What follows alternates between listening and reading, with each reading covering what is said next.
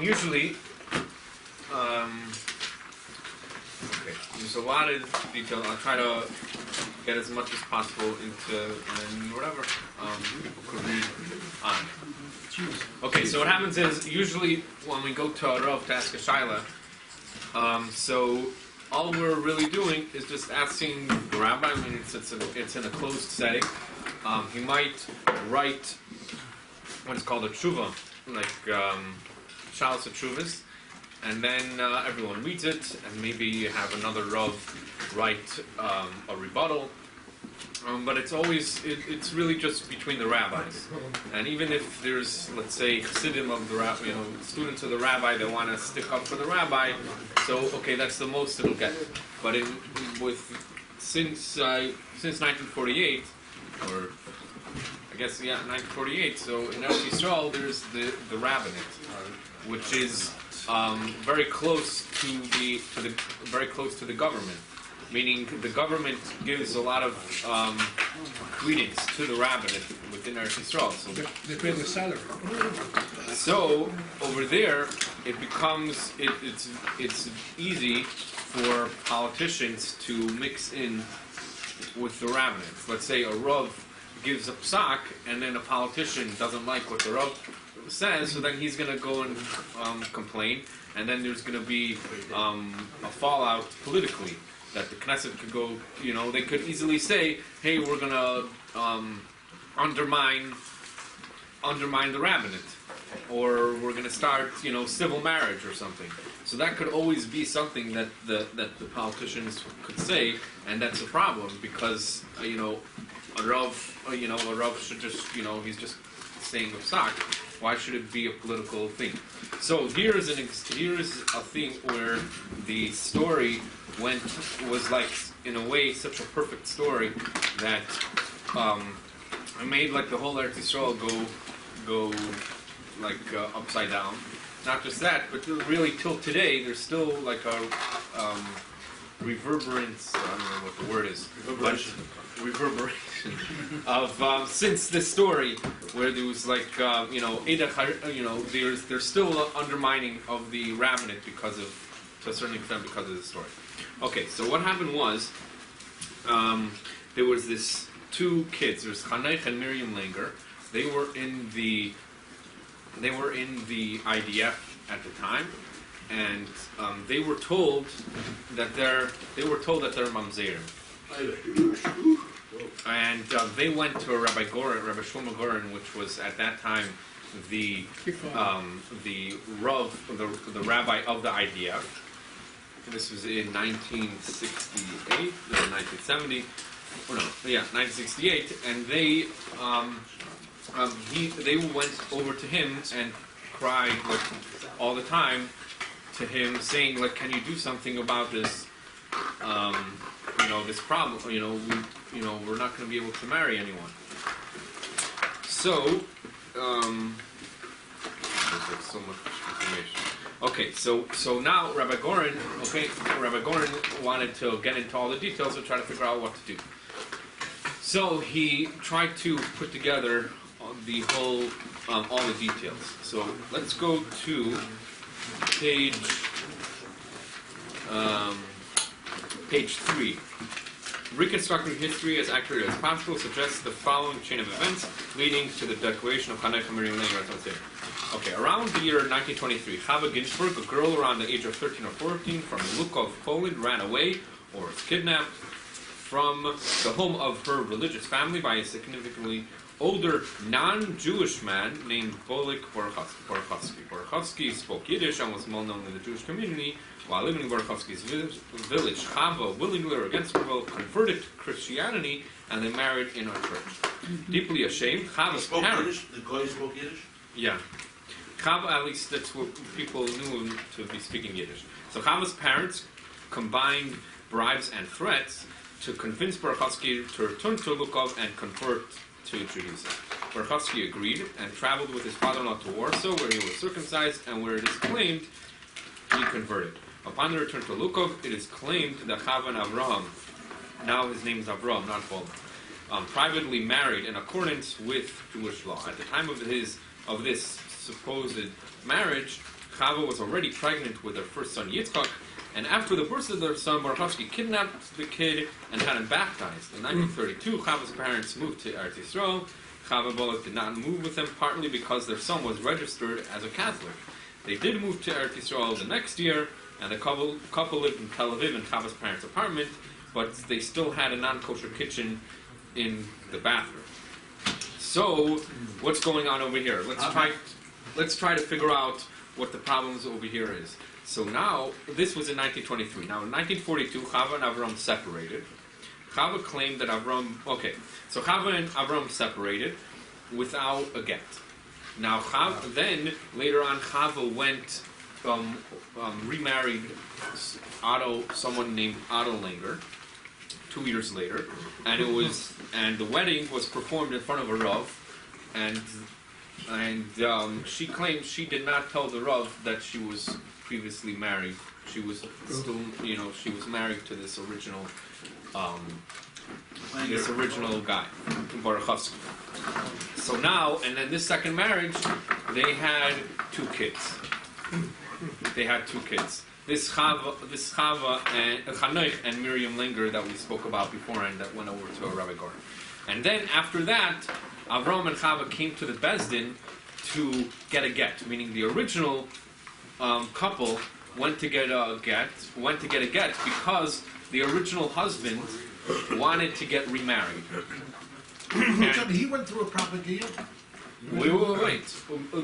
We're not there yet. We don't know that. We're not sure. We're not sure. The fact that he got to this son was he kind So there's very good. He returned to Christianity. Right. But that's the question. There's a lot of details. So first of all, there's machlekes if the original if he was actually a ger, and then if he does not follow the Torah, does that retroactively annul the gerus? So usually we say, the consensus is that we don't nullify the gerus, but with regards to this, there was some people testified in the Bezdin that he did follow Torah mitzvahs, and some said that he didn't. Now, some testified that he never converted fully. He never converted, and even he that claimed that he did convert, he said he was giving details that didn't follow the actual things that have to be done through gerus. Like he was he didn't know if he went to mikvah or not. He didn't know which bezdin gave a proper ger. He doesn't know where he did the gerus. And either way, both the original husband and wife, they didn't give any proof that they even got married in the first place. That's the what only I was reason going to ask was the first marriage. Right? How did they even know? They're the only ones that say that they actually got married. Now, when they came, there's no. It sounds political. So, very good. So the problem is a lot of fishy parts. There's so many details. So what happened was is that they first go to the first bezdin. After all, I'm going to skip a lot of details, but the main thing is that when they, in the end, the first bezdin that had to deal with if the kids are mamzerim, they just took the first husband and wife at their just from what they were saying, that they both were saying that these 2 kids are not from their marriage. So fine, and they didn't get a get. Where are they from? So that's it. They're from Poland. They weren't even their kids. Oh, the kids are from the second marriage. That was by a road, by like a full. I didn't get you. Oh, so the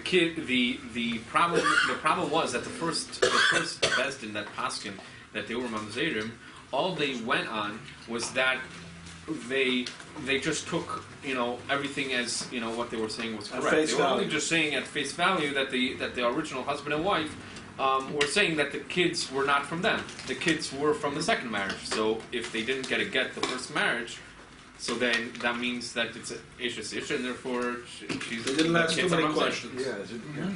So, but then in Eretz Yisrael, there's such a thing as like a what's it called? Like when there's an appeals court, even in the Rabbanim, Urim, something. Yeah. There's such a thing. Really, like in halacha, you don't really have that. You know, if even we see with Moshe Rabbeinu with Yisrael, he's saying that you should have kind of regional courts and then go to higher courts to Moshe Rabbeinu. But that's only if the original court doesn't know. Then we go, can't decide. So then we go to the next, the higher and higher level. But in Eretz Yisrael, there's such a thing that you could go to, you could go to like the. I mean, it's not really. I mean, if there's the chief rabbinate is, I guess. I'm not. There's no concept like that in Bezdin, right? Not that I know. But then there is such a thing that you can have one Bezdin paskin and then another Bezdin, argue with it. But that there is halacha that another Bezdin cannot argue. There's a few details. One of the problems with Rabbi Goren when he paskin that they're not mamzer was that they were saying, hey, why are you coming against the original Bezdin? The Bezdin already paskin. You can't come in and paskin differently. The first Bezdin missing facts. Right. So exactly. But then they're saying like you should go back to the original Bezdin. If there's new facts, you should go back to the original Bezdin. But the problem is that the original Bezdin, there's a lot of the Shach holds, there's a machlekes, but the Shach holds that that you can't go to the original Bezdin if it's the same Rabbanim, because the Rabbanim are going to be negeh b'davar because they want to hold on to their psak. They want to prove that even if there's new. Besides, they were never sold. It was 20 years previously. Right, and there's the main thing is that they were not.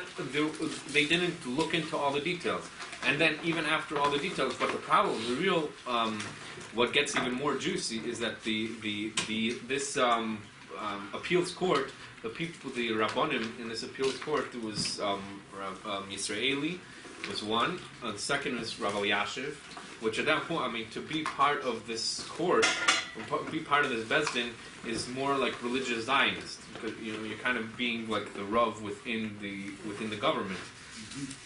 And Rabbi Yashiv, which is he's known to be not that way politically, at least by now, but at that time he was part of this court and part of this rabbinate. And then they called in Avadi Yosef, which at that time he wasn't the chief rabbi yet, but I mean, as he's Avadi is still on very high, great scholar. And those rabbanim, they came out with a psak to upheld this thing that the kids are still mamzer. So, and then Rabbi Goren is like, before, the truth is we have to look into who Rabbi Goren was. He's like this great. He was at 12 years old. He was already looked at as the Ilui of the city. By 17 years old, he already like wrote his first sefer, and he went to Yeshiva Chevron, but he for a long time he was the Rav. He was the chief rabbi of the IDF. Now in the IDF, the rabbi. 1967. Right, and in the rabbi. In my time, when I was in the army, he was the chief rabbi of the IDF. I had a question, and I called him direct, and he answered me direct. If you have time, I will tell the story in the end.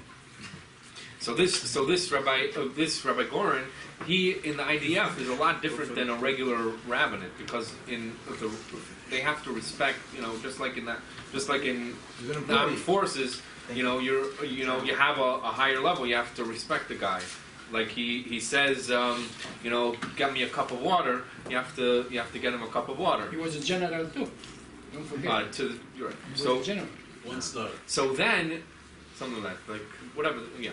So for that, if he says something, like that's it, and you can't argue with him.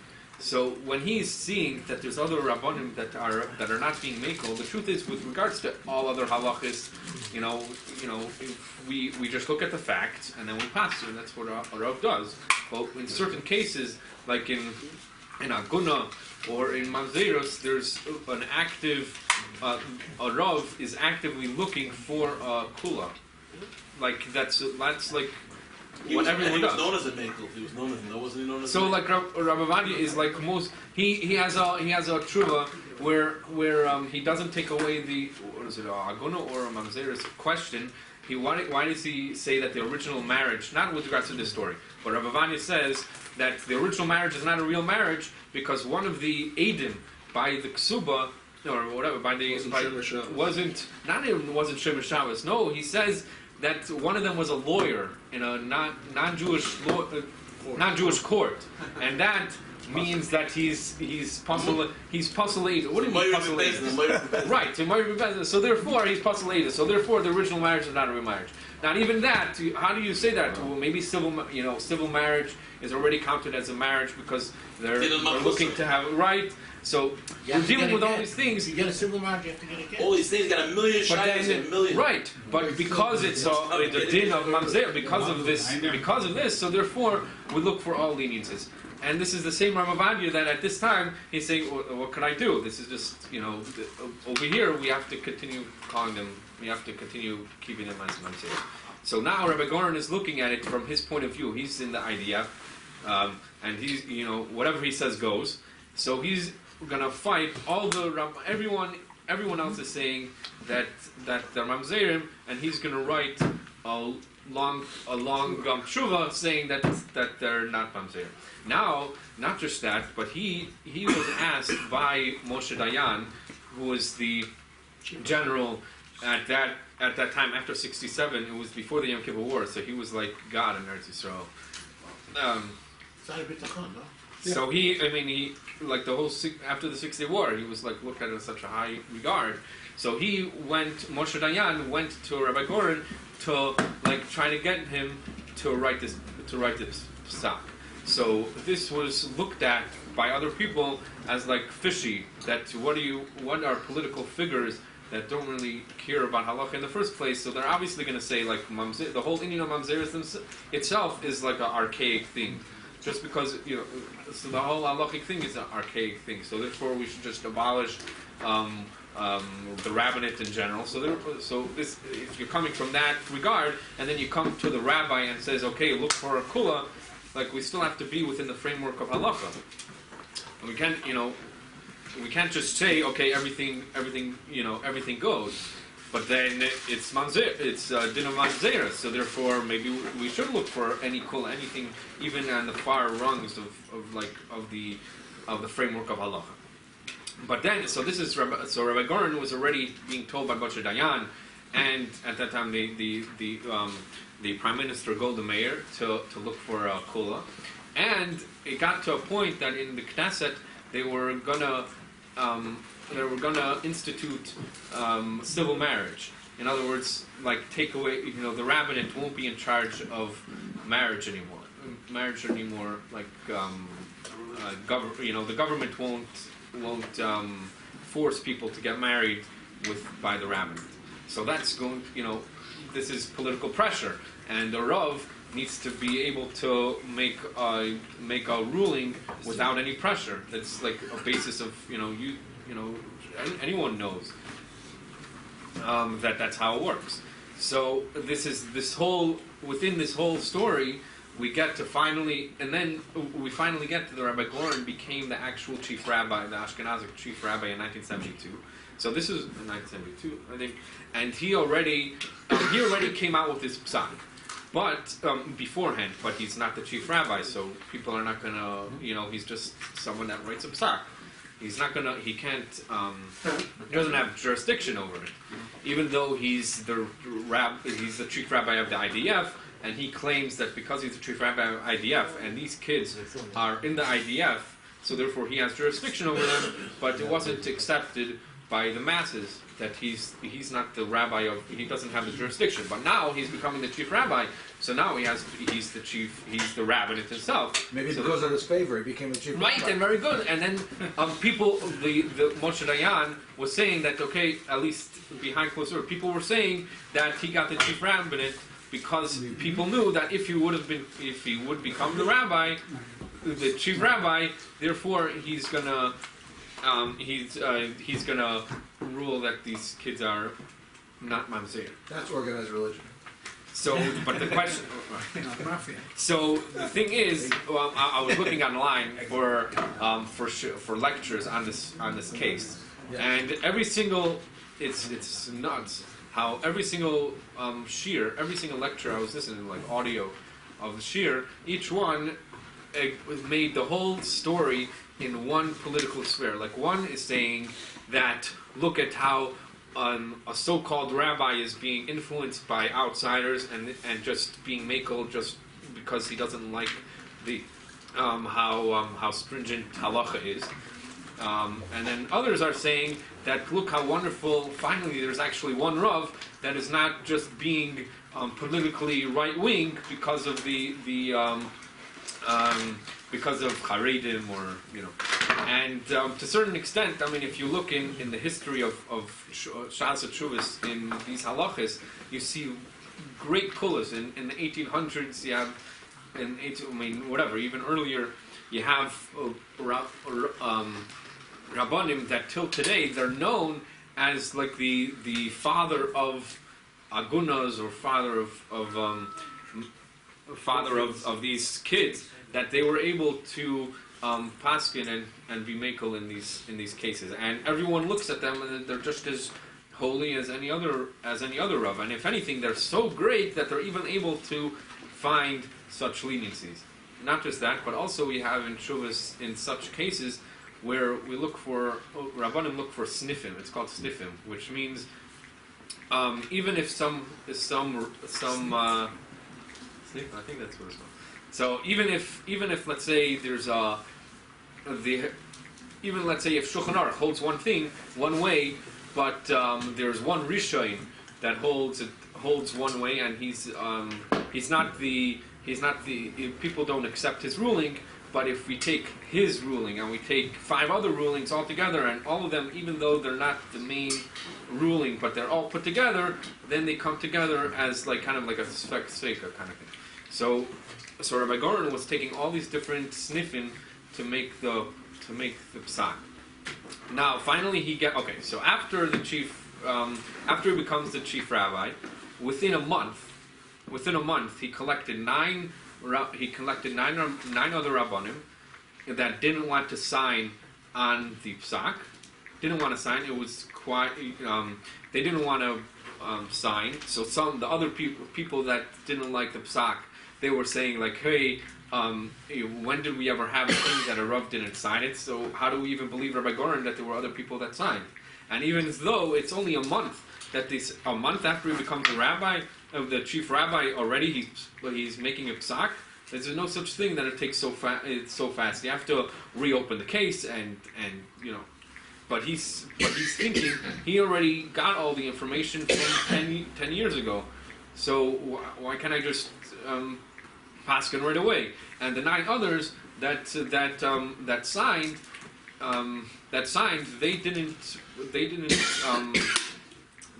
publicize. He didn't publicize their names because they were getting death threats by like the right wing rabbanim, the more Haredish rabbanim, or not the rabbanim, but whatever, like I don't know what. Who are these guys? What are they called? The guys that protest and whatever. The Turk. Not the Turk. Whatever. So now Rav Elyashiv. So now and then by now there's already like people already know who the 9 other rabbanim were, and they were like respected rabbanim. But at that time, no one knew who they were. So it's more shady by the day. It's more and more and more. And not just that, but before he even publicized the psak, he already by that night or that day, he married off these 2 kids. Whoa. They already married that day in a quiet ceremony and Moshe Dayan was at one of the weddings. And then the like liberal political leaders, they sent happy mazel tov to them, So what I was thinking, when I'm getting all this information, it's fascinating. This written by Rabbi Rakefet, he like goes through all the in the footnotes. He goes through all the like all the details and all the sources that are brought by Rabbi Goren and by the others who argued with Rabbi Goren. So when I'm looking at this, I'm thinking, okay, so I'm looking at Rabbi Goren. He's a wonderful guy. He's able to, even though the whole establishment is being hardened, he still is doing it, even though there's so much pressure for him not to do it. But then look in JTA. It's the Jewish Telegraphic Agency. I guess telegraph. I don't know what that means. So Free telephone. anyone here knows a telegraph? Okay. So in this is 1972. Now this is going out to the whole world. Everyone's reading this. This is going. It's the JTA. So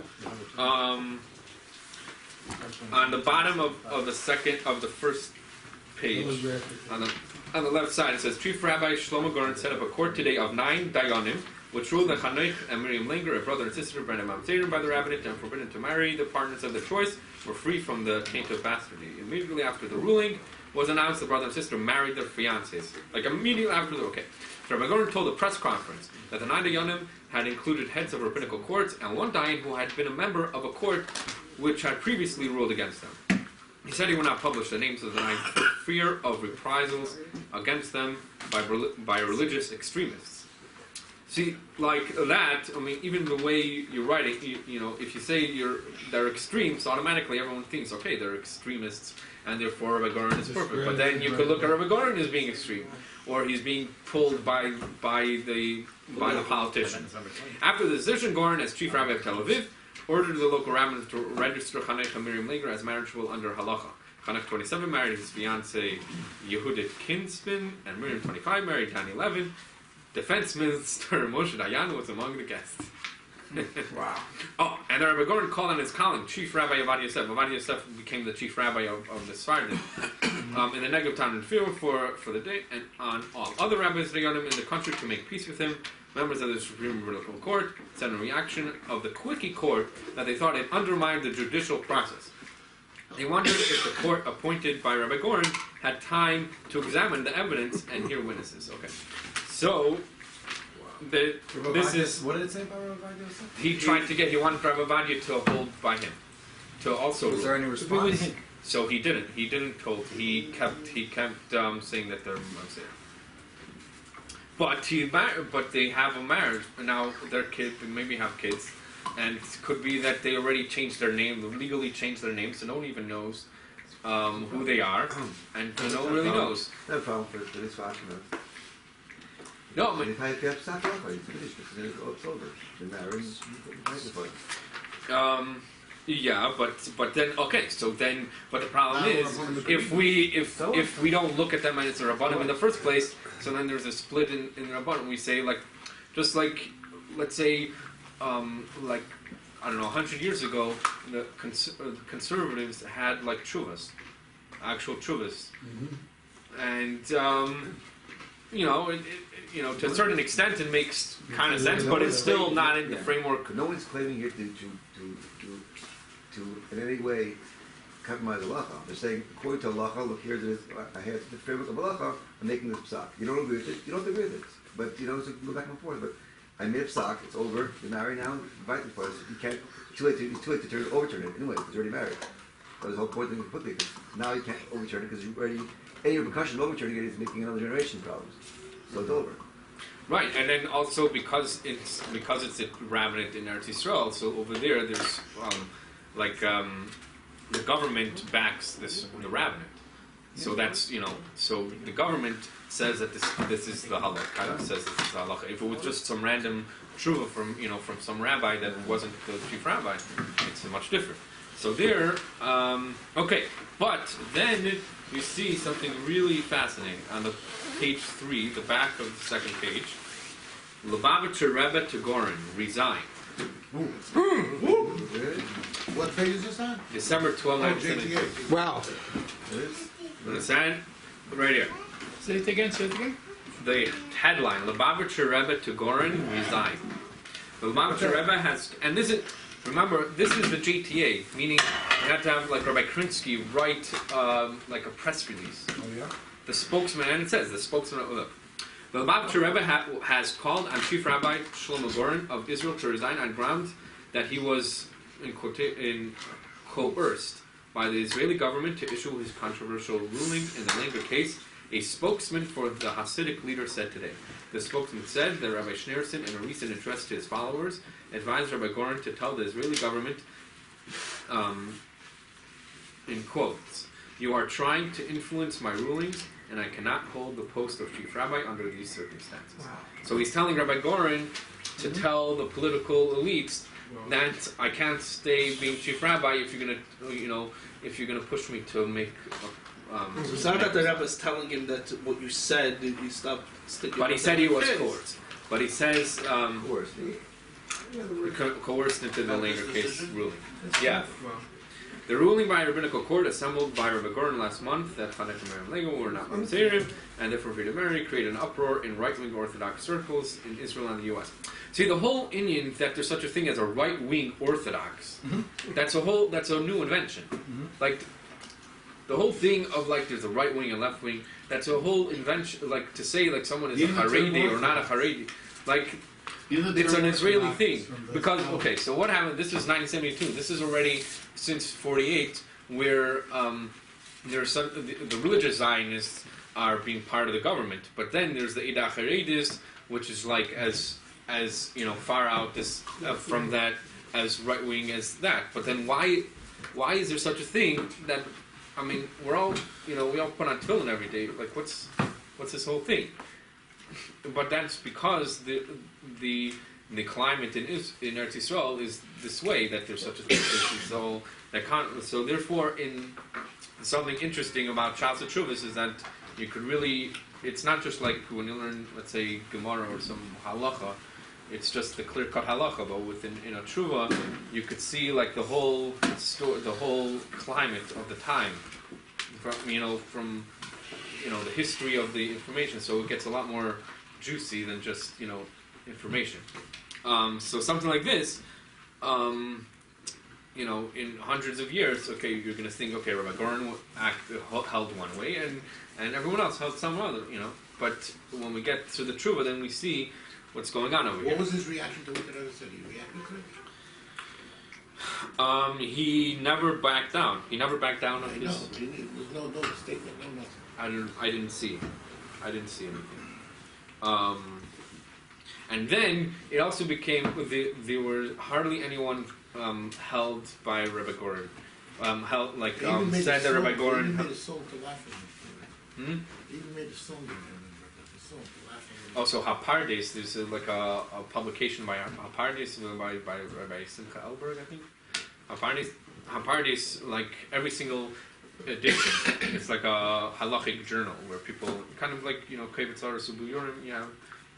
So this is with regards to Rabbanim. You have Pilpulim or halachic rulings He put in that the are red written in letters. Hapardes. So then, so they have also with the Rebbe is written in Hapardes, but for a few editions after the story, they were like scolding, like op-eds kind of thing. Like Rabbanim were coming out against Rabbi Goren over and over again and picking apart all his details. And then he came out back.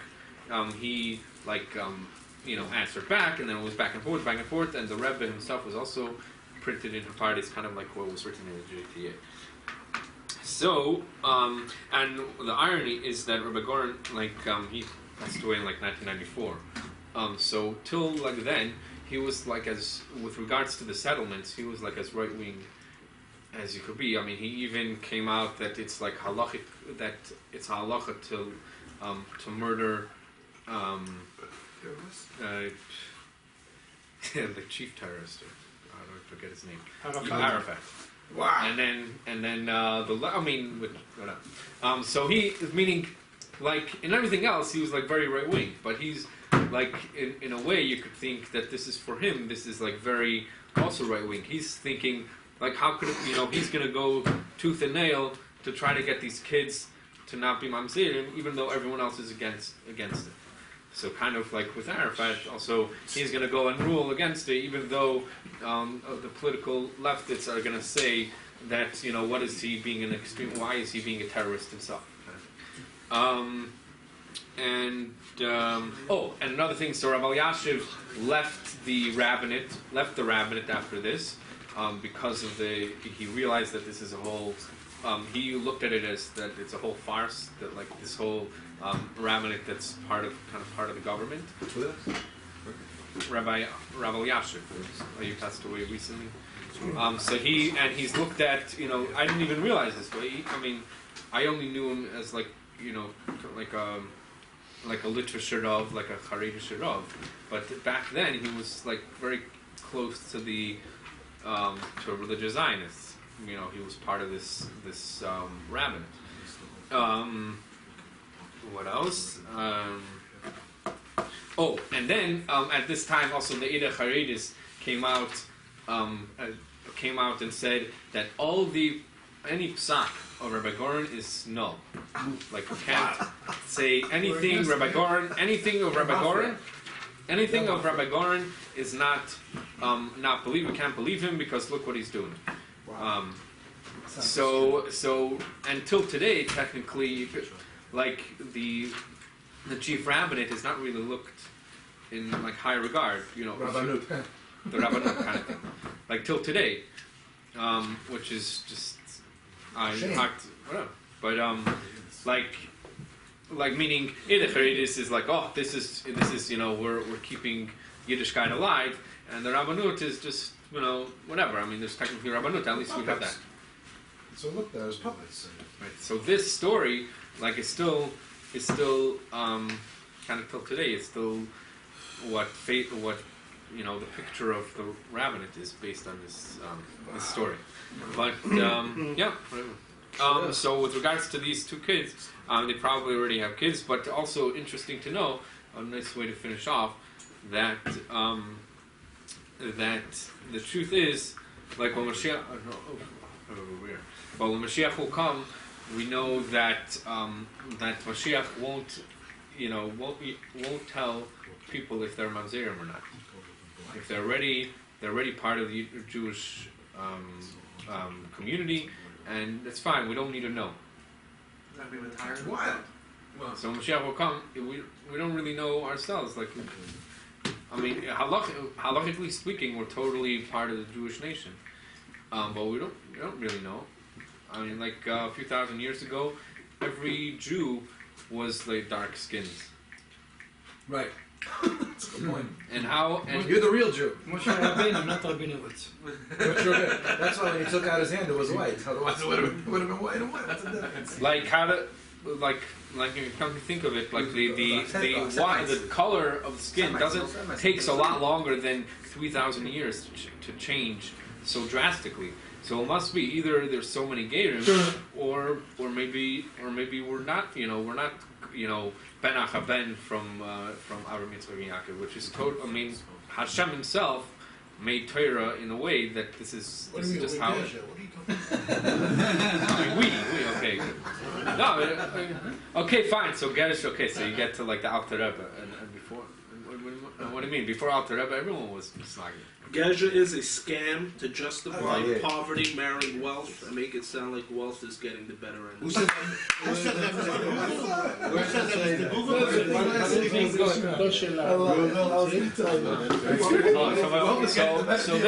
So this thing with this, in the end, these two kids, like got married. They probably had. It's possible they had kids. It's possible that they changed their names. I checked Langer. I checked Google for Langer, and their names of Langer. But Langer, could be anyone. It's a common name. So we don't really know. And either way, by now there's so many. Civil marriage is so popular. Like meaning there's like a lot of Israelis. They go to Cyprus. We go to Cyprus anyways. Like so, we don't really know. The whole thing was the Rebbe pushed the whole thing with me Yehudi. Like till today, it's a problem. It's a big problem. Yeah. I want to say two things. לזכותו של הרב גורן. I know everybody was against him in the wedding. In 1972, I was in the IDF. I was serving intelligence. I was an officer. And one time on Yom Kippur, 72, I used to go to a mission, jeep with 6 soldiers, Yom Kippur. So I tell my big officer what to do. He said, call the Rabbi. Give me his number. I called him direct. What was the question? Drive a jeep on Yom Kippur. Oh, okay. Yeah. I have to go for 6 hours. I called Rabbi Goren. He said, I'll get back to you. He called my big officer. And he asked me if I'm in this mission, I'm necessary, or they can change me. I told him, no, I have to be there. He told me, go. 6 hours I was in the jeep. 5 soldiers are not religious, and I'm religious. I have my machzor. Driving, doing whatever we do. Baruch Hashem, the mission was success. And I thank him for that. Second thing, in my place, in my camp, when you're intelligent, they don't have rabbanut, they don't have nothing, because it's all secret. And so I saw a lot of thirsty for Yiddishkeit, soldier, boys, girls. So I called Rabbi Goren, I had his number. I said, I need shul, I need sidurim, I need Sefer Torah. I take care of it. The next day, he called the big officer. He gave me a room, gave me 2 Sefer Torah. He told me he's going to take care of it. For the whole February 73, I got it from the army. From 72 to 73 for a year, I took care of the small shul. Chadar Ochel Friday night. They wait for us. They wait for us to finish davening. I come to the Chadar Ochel, 200 soldiers waiting for me to make kiddush, tefillot, everything. And Baruch Hashem, he was very strong. For everything talking about him, he gave me a lot of chizuk.